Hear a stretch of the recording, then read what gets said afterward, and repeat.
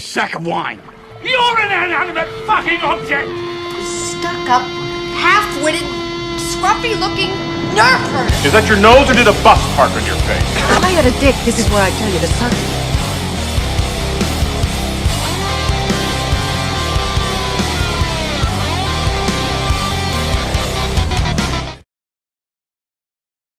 Superman 4, The Quest for Peace. I haven't done one of these in a while, guys. Welcome back to a new episode of Roasting Movies. For those of you that don't know what this is, I've done a couple of them, I think like 2 or 3 of them, and it's just me talking shit about movies that are either so bad they're bad, or so bad they're good, or so bad that I can't believe they got made.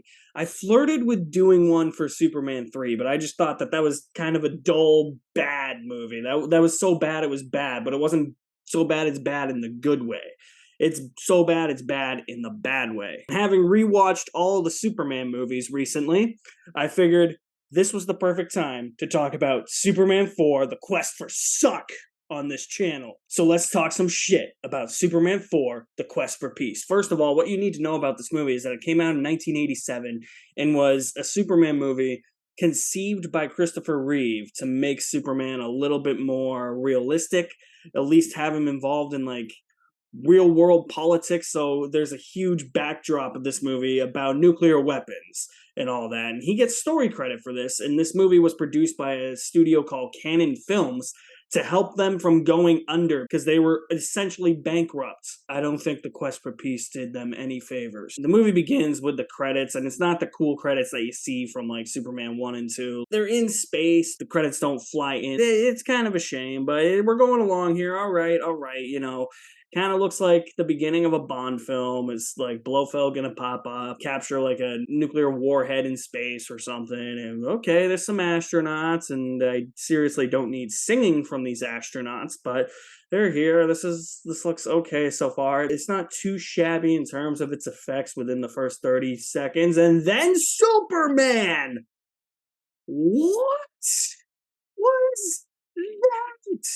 Get used to seeing that same shot of Superman flying throughout the entire movie. They used one shot of Superman flying for the entirety of this movie. They couldn't even bother to film Christopher Reeve doing a different flying pose. They were just like, nope, one's enough. And then after this scene, we go back to Smallville. And we know that because the title card tells us. Obviously, we know this is Smallville. That is obviously the Kent farm. It's in the middle of farmland. We know it's Smallville. You don't have to tell us that. Clark's mother has since passed away, and he's trying to sell the Kent farm to Mr. Hornsby. And we get the iconic baseball scene where he talks to Mr. Hornsby, tries to give him the baseball, and Mr. Hornsby actually throws him the baseball.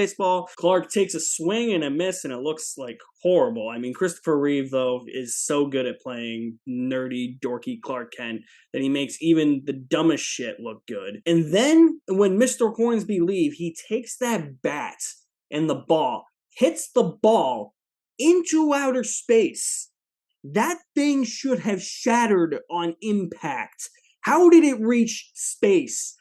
It would have burned up in Earth's atmosphere. Not to mention, the bat should have shattered. He's fucking Superman. And then to make matters even worse, we follow this scene with the introduction of Lex Luthor in this movie, who is played by Gene Hackman. Why did Gene Hackman agree to be in this movie? They should have just written Lex off for these last 2. He wasn't in the third one because Gene Hackman was like, see ya, bye. He should have said the same thing to this one. And then we find out he's still in jail, and we find out that he has this nephew named Lenny Luthor, played by John Cryer. And let me just say this. Lenny Luthor is just here to replace Otis from the first 2 movies. His car is all tricked out. He's got like Lenny spray painted across the side. He gets 2 cops. He gets 2 jailers to get into the car, and he remote control drives it off a cliff. And when you see the car go off the cliff, it's literally dangling from a string, and you can see the bottom. There's no exhaust. There's no muffler. That's a damn Hot Wheels car. What are they thinking with the special effects for this movie? That is a damn Hot Wheels car. I can do that with my own goddamn 2 hands. What?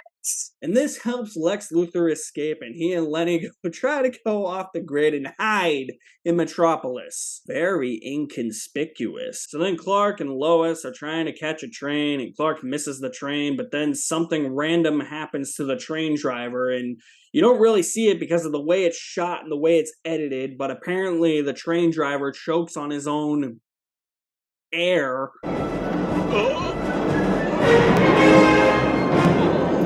And dies at the wheel, which means Superman comes. There's that same cardboard cutout of Superman flying. It's funny because as he's flying in one way, all the passengers are looking at him on the platform, and they're looking in opposite directions. It's so bad. It's so poor. So Superman saves the train, and then he has this ridiculous line. I'd like all the people back there to know that our subway system is still the safest and most reliable means of public transportation. Thank you. Yeah, we get it. You fight for truth, justice, and the American way. You don't have to be that on the nose, Soups, okay? Man, Jesus Christ. This fucking movie already. We're only 10 minutes in. And then at the Daily Planet, we have this really dumb subplot. So apparently the Daily Planet is being bought out by a big media tycoon named Warfield. I forget his first name. I don't care to look it up. It's this really dumb subplot where he's consuming all these media conglomerates. The Daily Planet's one of them, and he has this daughter named Lacey. And this just adds another fuel to the fire for the whole Lois and Clark relationship. It just adds another piece. It's just a love triangle now. And she comes across as brash and harsh like her father at first, but she kind of warms up to everybody. They really play her off as being like the good one of the two. And I'm just like, nope, that doesn't work because she's his daughter, and you didn't do that. You didn't play it up like that at first. Why are we doing this now? This is where much of the majority of the plot of this movie resides.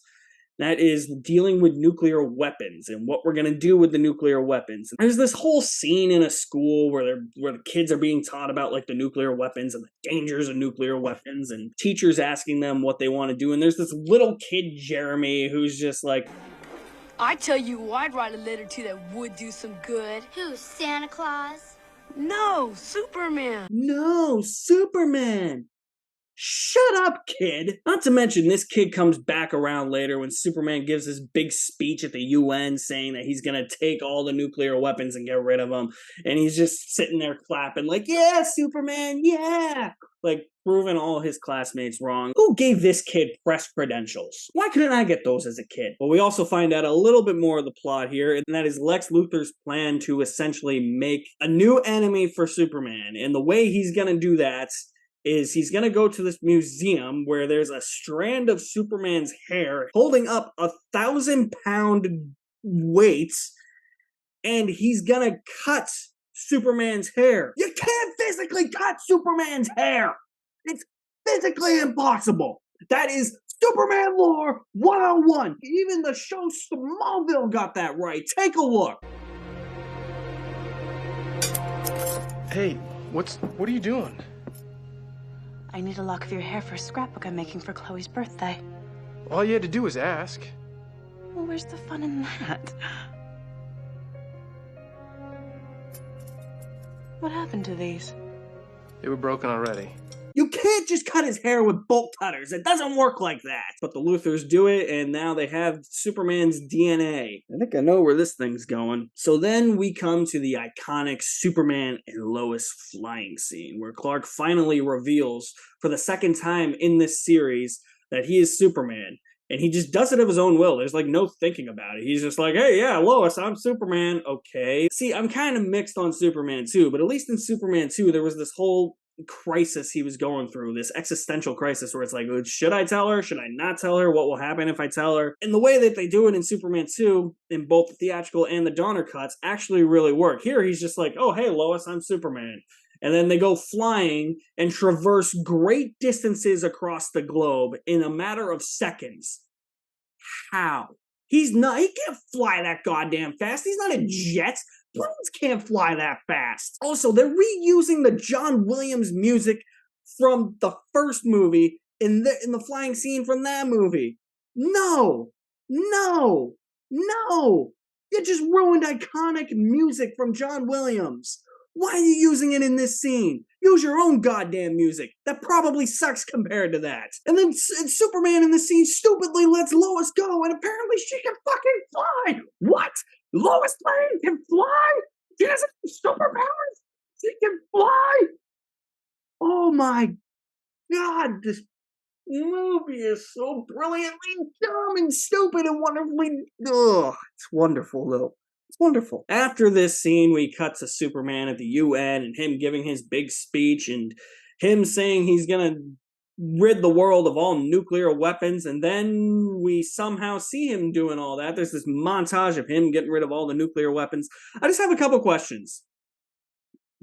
Wouldn't if he brought all the nuclear weapons into space, wouldn't they burn up in Earth's atmosphere like that baseball should have when he hit the baseball into space? And also, you're throwing all the nuclear weapons into space. Where did you get that giant net, man?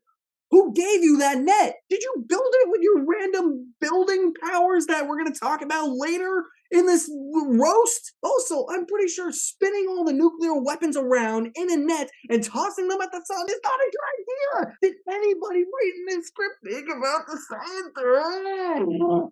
So as you can tell, this movie is really giving me the shivers right now. Honestly, it's kind of bad up until this point. Like, there's things you can laugh at, but it's not necessarily the comedy that you're expecting it to be until we're introduced to the greatest Superman villain of all time, played by Oscar winner Mark Pillow, whose only starring role was Superman 4, The Quest for Peace. Nuclear Man! So the reason that Lex Luthor and Lenny Luthor needed Superman's DNA or strand of his hair was so that they could get the DNA of him and create like essentially his own worst enemy. And that enemy was born from the sun. The sun literally gets a fetus, and Nuclear Man is born from the sun. And he's Nuclear Man. His best lines are, "I am Nuclear Man, destroy Superman." It's funny though, because it's not even Mark Pillow's actual voice. It's actually Gene Hackman's voice, because apparently he was created in Lex's image or something. I'm like, no, he wasn't. He was created from the fucking sun. The sun had a baby. He's not yours, Luthor. But seriously, Mark Pillow is just there to look like a Superman villain in this movie. It is literally the single greatest acting performance of all time. After we're introduced to Nuclear Man, we have the gym scene. This is like the corniest thing I have ever seen. Like, this is like the corniest Superman scene ever. Like, I get that they're trying to make Clark a bumbling idiot, because that is literally Superman's alter ego. Clark Kent is the Superman alter ego. And he's supposed to act like stupid, but like charming at the same time. This is just taking it too far. You know what I mean? This isn't what I want from Clark just being a bumbling idiot. Just him messing up exercises and him not being able to do a pull-up or anything and being spotted to do it. I'm like, what is the point of this scene? Okay, other than to develop the relationship between Lacey and Clark. I don't care about this lady, but apparently Nuclear Man does, and speaking of Nuclear Man, we're getting to the big reveal of his weakness. Yeah, Lex reveals Nuclear Man to, I don't know, are they investors or like buyers or something? I don't know, I just know Jim Broadbent, Horace Slughorn from Half-Blood Prince, is in this scene. I never really understood who these people are. I never really understood the business deal that they make with Lex Luthor. It's really fucking terrible, but this is how you know how bad of a villain Nuclear Man is, just how fucking funny this movie actually is. And then nobody put any time or effort into this script or even thought about anything remotely regarding the characters in this movie. Is that Luthor reveals him to the investors, buyers, whoever they are, and Nuclear Man just walks around the apartment, and then the moment shade comes, he just powers down. He's like, duh, duh. That is literally Nuclear Man's weakness. Lex even says it. He's like, that's his weakness. His power comes from the sun. I'm like, okay, so wait, hold on. You're telling me that the way Superman is eventually going to beat Nuclear Man is that he's just gonna block out the sun and Nuclear Man's gonna power down like a robot and be like, and that's how Superman's gonna beat him? What a lame weakness. Superman could easily beat him. I could easily beat him. Common city people and common townsfolk could beat him. The dumbest person on the planet could figure that out. But yet, he's the best villain ever. And this is where his "Destroy Superman" catchphrase comes from, and it's awesome. At this point, we're about an hour into the movie, and we're coming up to the big finale. That's like the last 30 minutes in the movie, and I say big finale in quotes because it's not really a fight between Superman or Nuclear Man, and the way Superman gets there is that, like, I don't know, he knows that Nuclear Man's in, like, this tower because Luthor sends out, like, this radioactive, like, transmitter that only Superman can hear, and he flies up to the tower, and that's how he meets Nuclear Man, and he's like, of course, Superman's pissed at Lex, because who wouldn't be? And this is where they start fighting for the big finale. There's not really a fight. Nuclear Man just somewhat tackles Superman off of the building, and Superman pushes him into space, and they just kind of push each other in space, and then they come back to Earth, and Nuclear Man he doesn't even fight Superman. He just becomes more of a dick to iconic man-made monuments and historical sites, and just becomes Superman's annoyance. He's like a thorn in Superman's side. Like, he's destroying the Great Wall of China, and Superman rebuilds the Great Wall of China with his miraculous random wall rebuilding powers. Okay, hold on. He has random wall rebuilding powers? What other dumb, stupid, random powers are we just gonna invent for Superman, okay? And then, like, he rebuilds the wall with his eyes. His heat vision comes out of his eyes, not random wall rebuilding powers. What is going on here? And then to make matters even worse, like, Nuclear Man goes to Mount Vesuvius in Pompeii and is like, oh, hey, look, it's Mount Vesuvius. I'm gonna make it erupt again. And then Superman has to stop that, too. So it's not even a fight, it's just Nuclear Man becoming an annoyance to Superman. Get this! As Superman's flying at Nuclear Man, Nuclear Man uses his super breath to freeze Superman! What? He's got this static energy and lightning coming off of him. Why does he have super freeze breath?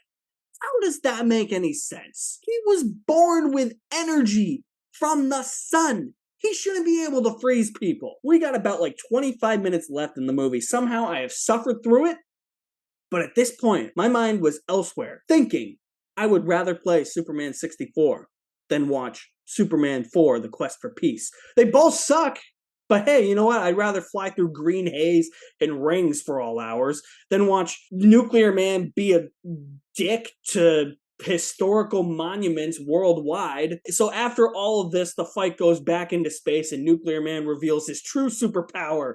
He's got retractable fingernails!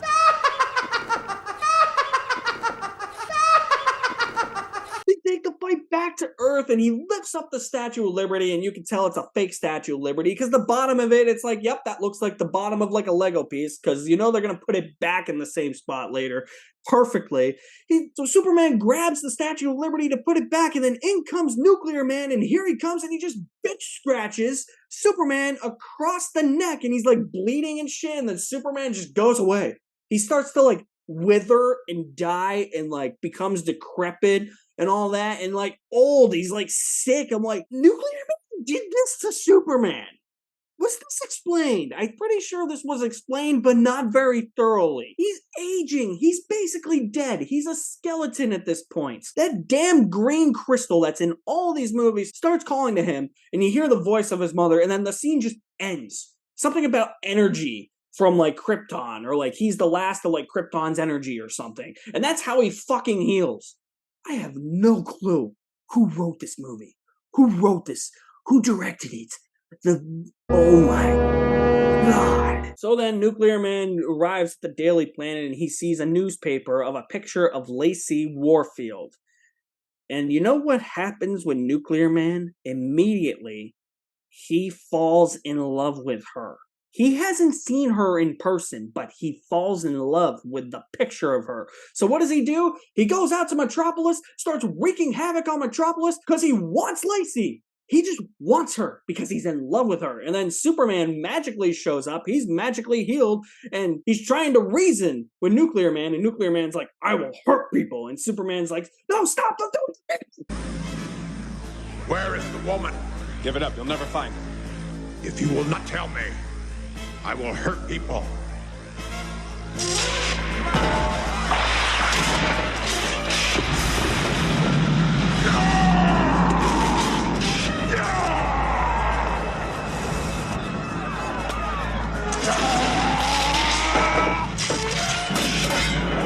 Stop!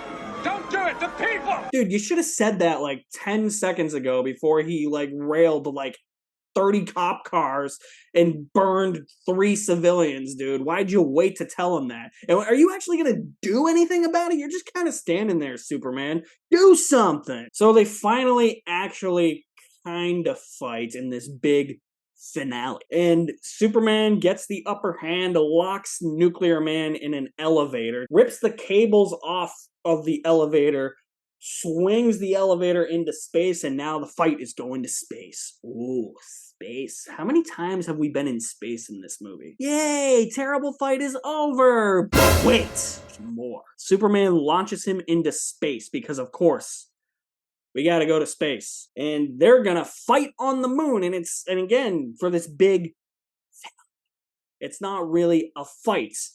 They kind of shove each other, tackle each other, just push each other. They don't really punch each other or anything. And then here's the best part.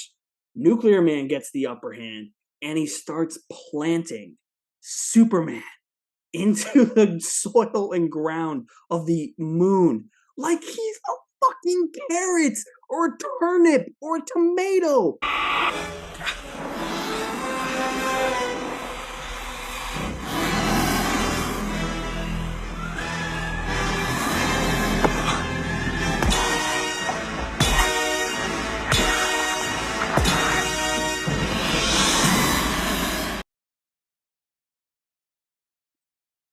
I may have just short-circuited. And so now that Superman's planted in the ground like a carrot, Nuclear Man goes back to Earth and grabs Lacey because he's still in love with Lacey, and he kidnaps Lacey and takes her into space. Logic.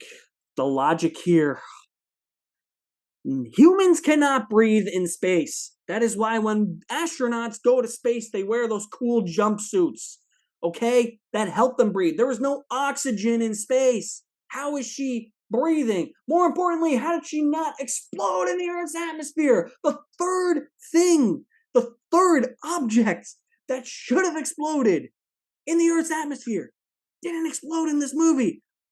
That's how science works. Don't defy science, guys. It's science. So Superman beats up Nuclear Man by moving the moon in front of the sun, and Nuclear Man's defeated, and he's floating around in space because there's no sunlight, and he just powers off like a robot, like he usually does, and he's just floating away into the ether. And that's the big finale. Is this movie finally fucking over? Oh, thank God. We're wrapping it up. Only took long enough. Day saved. 90 minutes of my life wasted. But, oh, wait. There's one last thing. The final shot of Superman flying in space is the exact same shot of Superman flying in space at the end of the original Superman movie.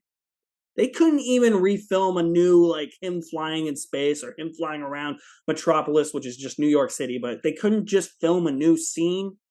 You had to recycle it. How lazy do you have to be? Superman 4, The Quest for Peace, is just so uncontrollably bad and so laughably funny. It's such a wonderful movie to watch when you're, like, drunk or you have a bunch of friends over and you just want to watch something where you can just easily, like, just make fun of something. Superman 4 is that movie.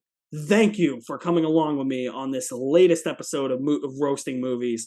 I had a lot of fun making fun of Superman 4. I had a lot of fun watching it and making fun of it while I was watching it, too. It's a special movie. That's for sure. Stay tuned very soon for more videos, guys. Reviews coming very soon. You guys are the best. Thank you for watching. My name is Alex Madden, and I will see you at the movies somewhere.